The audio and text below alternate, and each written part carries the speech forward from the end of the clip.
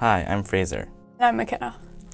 For this project, we made a survey on how screen time affects your personal life and to find correlation and causation between variables like screen time and time spent with family. We chose to find correlation between screen time versus number of siblings and screen time versus time spent with family, as well as an additional correlation, age versus screen time. We used a voluntary response sample inviting anyone with access to the internet to complete our online survey. We feel that our survey didn't include much bias except that we got a significantly larger amount of responses from teens than adults and children. We believe that our survey did a decent job at representing the population of our 34 responses. Our driving question for this project is, how are correlations and causations different?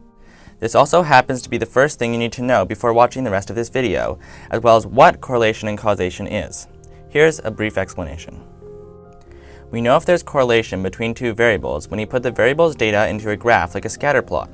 Correlation is when two variables have a similar set of data points, which creates a diagonal line between the data points on the graph. The more diagonal the line, the stronger the correlation. Causation is when one variable causes the other. For example, the more you exercise, the more you need to drink. The variables have both correlation and causation. The difference between correlation and causation is that correlation is when two variables go up or down at a similar pace. Causation is when one of the variables causes the other. For example, swimming could cause someone to be attacked by a shark.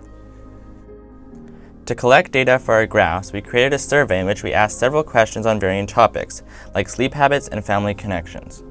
However, out of the 20 questions we asked, we only used the questions average amount of screen time per 24 hours, number of siblings, age, and average time spent with family per 24 hours for our correlation and causation graphs.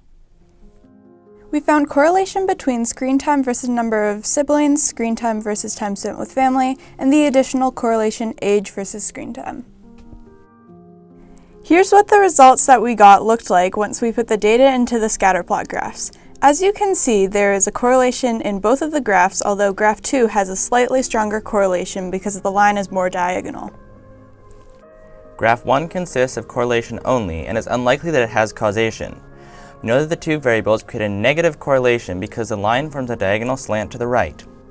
We believe that it is quite unlikely that there is any causation behind the amount of time one spends on screens and the number of siblings a person has. Graph 2 also correlates negatively. We believe that it also has causation because in theory, the more time you spend on screens, the less time you spend with family. The graph also supports this argument because a negative correlation means that one variable goes up and the other goes down, creating that diagonal line. The additional graph, age versus screen time, shows it's another negative correlation, and we think that this one has causation as well. The graph shows that youth use screens significantly more than adults and the elderly. This could be because the elderly have more preferred ways to entertain themselves, or because they don't know how to use technology as well as the younger generations. It could also be because a lot more youth filled out our survey than elderly people. That's all for this video. We hope you learned something interesting. Thanks for watching!